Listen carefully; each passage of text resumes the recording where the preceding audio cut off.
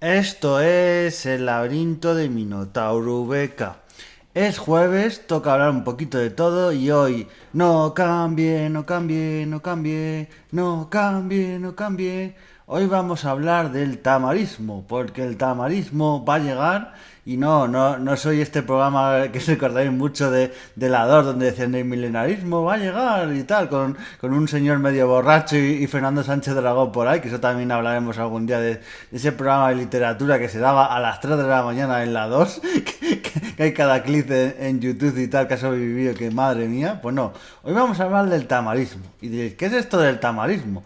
A ver, los que seáis un poco añejos como yo, os haya pillado, bueno, yo en esa época me pilló de niño prácticamente, pero me pilló todo este fenómeno del tamarismo, pero ahora está muy en boga porque ha habido una serie de documental, ha habido una serie documental de una película y luego ha habido una serie con 6 capítulos que habla de todos estos personajes del tamarismo, que en su día, todo esto os estoy contando desde la época de los años 2000. Sobre el 2000-2002 pegó el gran boom y claro, conocemos a muchos personajes como Tamara la Mala, porque en esa época estaba Tamara la Buena, que para mí luego con el paso de los años Tamara la que es la buena tampoco era tan buena, o sea, tampoco yo creo que la que es la cantante de boleros y tal, que es buen cantante, pero vivió un poco de denunciar a la otra y tal, de la fama y tal, porque tampoco era una cantante que haya pegado un boom espectacular.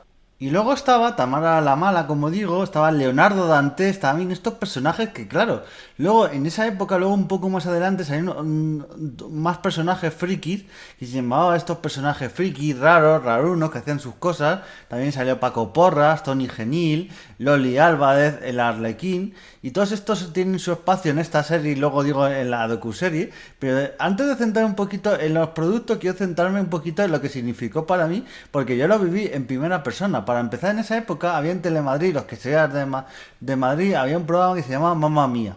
Ese programa era como de salseo, de corazón, y bueno, molaba mucho, pues tenía un concepto de meter vídeos, de músicas y tal, con sus sintonías y tal. Era un poco podcast o programa de radio, porque tenía cada sección de sus personajes famosos y tal. Y estos personajes, en plan Tamara, Tony Genil, Leonardo Dantes y demás, tenían su propia sección donde contaban sus disparates, sus canciones, todo ello, y volaba bastante. Y luego yo también lo viví en primera persona, porque hacían, y esto que choca bastante, estos personajes, sobre todo Leonardo Dantes, Tony Genil y Tamara, y también yo recuerdo de ver incluso a la madre de Tamara, pues yo recuerdo una vez que iba con mi madre y con mi abuela y tal, paseando por el barrio, y nos cruzamos porque inauguraban una frutería y dicen, ¿cómo que inauguraban una frutería? Si esta gente, algo que no se hace prácticamente nunca, lo de inaugurar una frutería se puede inaugurar, pero llevar a gente famosa, cantantes y tal, para inaugurar una frutería es un poco estrambótico. Y más en el barrio de Entrevías, en el Puente de Vallecas,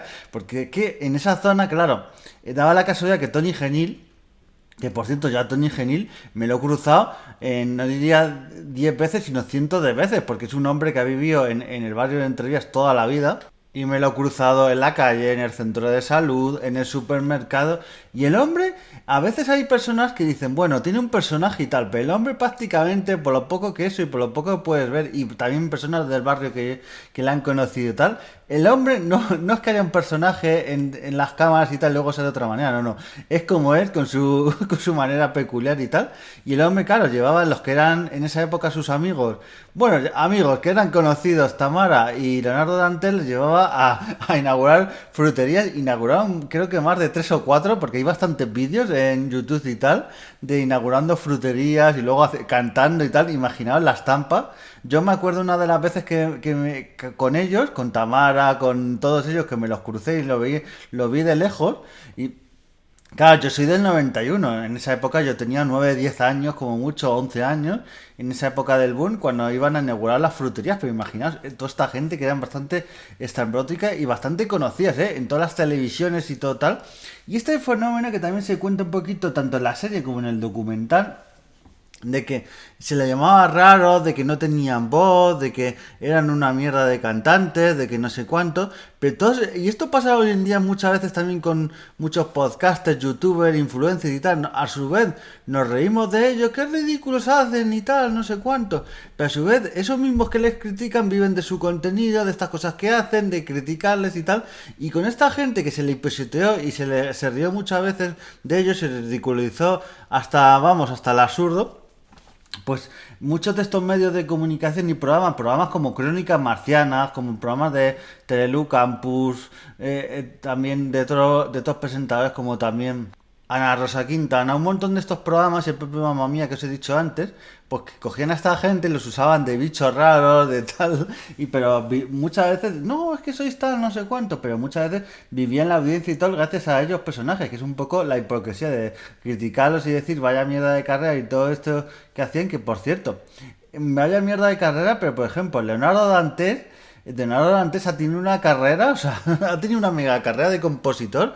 Es como José Luis Perales. José Luis Perales, todo el mundo, y pasa con otros cantautores, que conocemos las canciones que han cantado ellos, pero José Luis Perales, ¿sabéis todas las canciones que ha compuesto para un montón de artistas? Y pasa con un montón más. Pues Leonardo Dantes, para Los Chunguitos, para Rocío Jurado, para Azúcar Moreno, vamos, para Pimpinela, para un montón de canciones muy conocidas que dicen, madre mía, sí, estas canciones, pero lo que suele pasar muchas veces es que la canción, ¿de quién es? Se suele decir, ¿del que la canta? No, pues la canción obviamente es del que la compone y tal. Luego que el que la canta le da su instrumento, su voz y absolutamente todo, pero ahí está el compositor, que sin el compositor no sería absolutamente nadie la canción.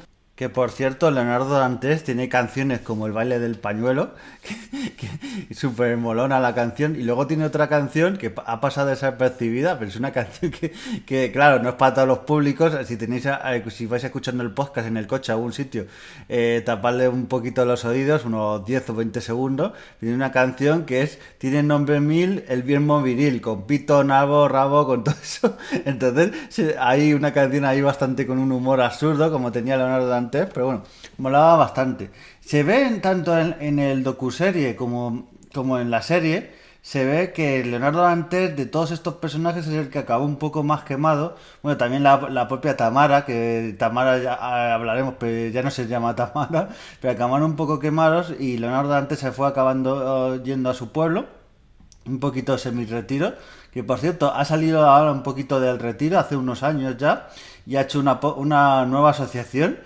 con una persona que tampoco conocía del mundo cantante, que está más reciente, que es la Morena de la Gorra. O sea, es que es un poco nombre tipo como los que había en esa época, como Arlequín, Loli Alba y todos estos, pues mola bastante. Así que, bueno, todos estos personajes que eran bastante estrambóticos y un poquito ya entrando en la serie, que de ciertos pasajes, hay pasajes que la gente se piensa que puede ser creados por la serie, pero pasó que Loli Álvarez, que era como la que era rival de Tamara, mal llamada la mala, pues y que hizo su propia versión del No Cambié junto a Tony Genil. Esto yo solo contar el universo del tamarismo, todas las historias que pasaron y tal, es que daría para varios podcasts, porque madre mía, todos los culebrones y todo lo que pasó.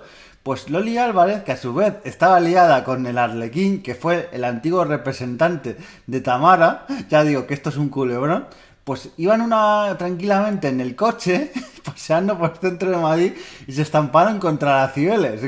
El sueño de muchos seguidores del Barça, que es ¡pumba! A cargarme la Cibeles. Pues esto lo hicieron Loli Álvarez y el propio Arlequín, que por cierto siempre se cree que fue todo un montaje, que lo hicieron a posta y tal, nunca se sabe muy bien la historia, pero bueno. Pues en esta serie se ve algunos pasajes, he de decir que algunos son verídicos y otros, no os quiero hacer spoiler, pero a uno se le va la pinza, pero de bien.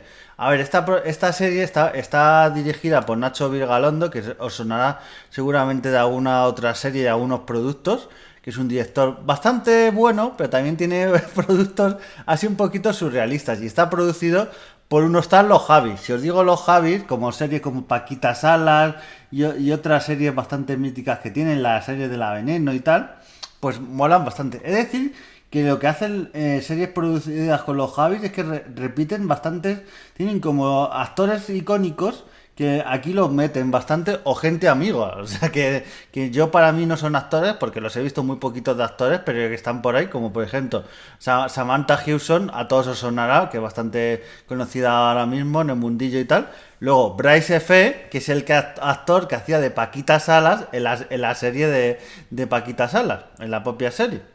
Y luego otros actores. Lo que me mola, por ejemplo, que es aquí, por ejemplo, alarma spoiler, si queréis ver la serie y tal tranquilamente. No voy a soltar un spoiler muy gordo, pero alguna cosilla.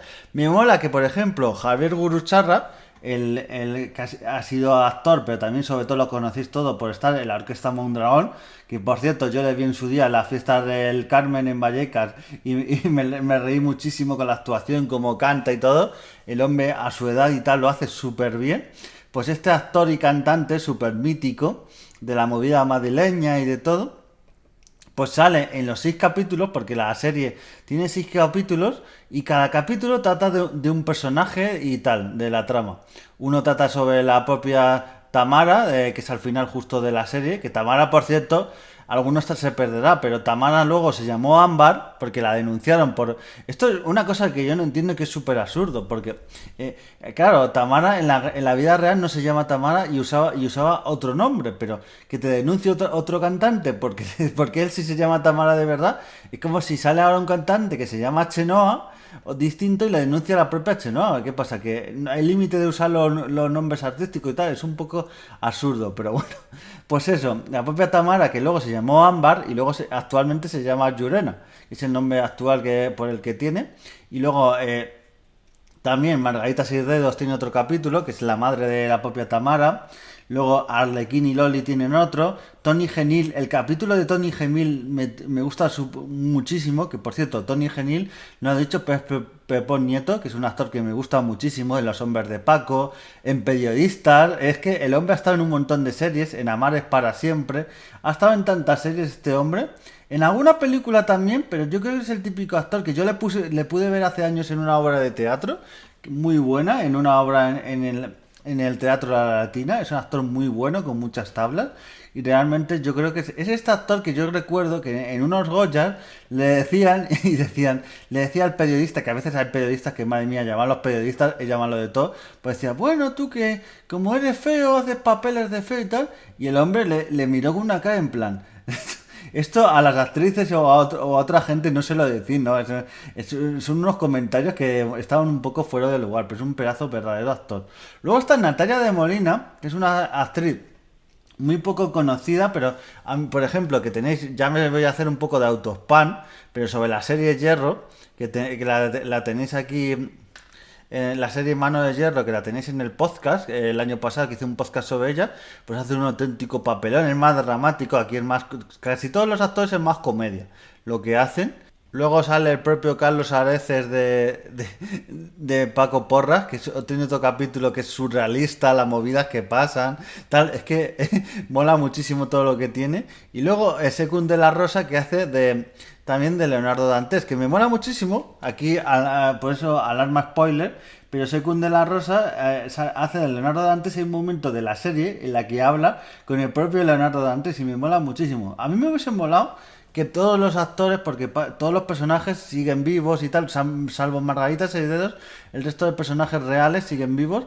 Me hubiese gustado que hubiesen tenido más cameos durante la serie, pero bueno, no está mal. Pero para que os hagáis un poquito la idea, eso, Javier Gurruchaga en cada capítulo de la serie hace de un personaje distinto, le da esos toques y tal, personajes bastante icónicos en algunos momentos y tal, y mola bastante. O sea que también me hubiera molado que hubiese hecho de sí mismo, pero bueno. También otro de los momentos que tiene es cuando imitan a Crónicas Marcianas y se llama de otra manera, le cambian un poquito el nombre, pero no cogen a los personajes originales que estaban en Crónicas Marcianas, cogen a gente imitándoles y tal, pero molan bastante. Cogen, por ejemplo, la youtuber que hace el programa de Yo soy una pringada, hace ahí también, y otros actores y tal, y mola bastante. Tiene también algunos cameos, como Óscar Ladoire, que es un actor clásico español que ha salido en muchas películas y en muchas series. Esto, vamos, yo lo he visto en El Ministerio del Tiempo y en algunas otras series clásicas, y ahí está. Eso sí, hay varios capítulos que me recuerdan a algunas series producidas por los Javis que dicen, aquí se han fumado marihuana o algún tipo de sustancia o algo, porque madre mía, los giros de guión, las cosas surrealistas, mola bastante y está bastante bien lo que es la serie y tal, os la recomiendo, no quiero destripar mucho, pero mola muchísimo, la serie es bastante original y tal, tampoco. Hay gente, y ahí pasó en redes sociales que Javier Olivares, que es el creador del Ministerio del Tiempo, se echó un poco la mano a esa cabeza y también lo entiendo, porque hay gente diciendo que esta es la mejor serie española de la historia. Y yo creo que han visto pocas series, ¿eh? Es buena serie, pero a ver, podemos decir que puede estar en un top 10 en mejor series de este año, pero decir que es de la historia, bueno, yo creo que a la gente hoy en día enseguida dice que esto es lo mejor, el mejor combate de lucha libre de la historia, el mejor libro de la historia. ¿Sabes? Y acaba de salir.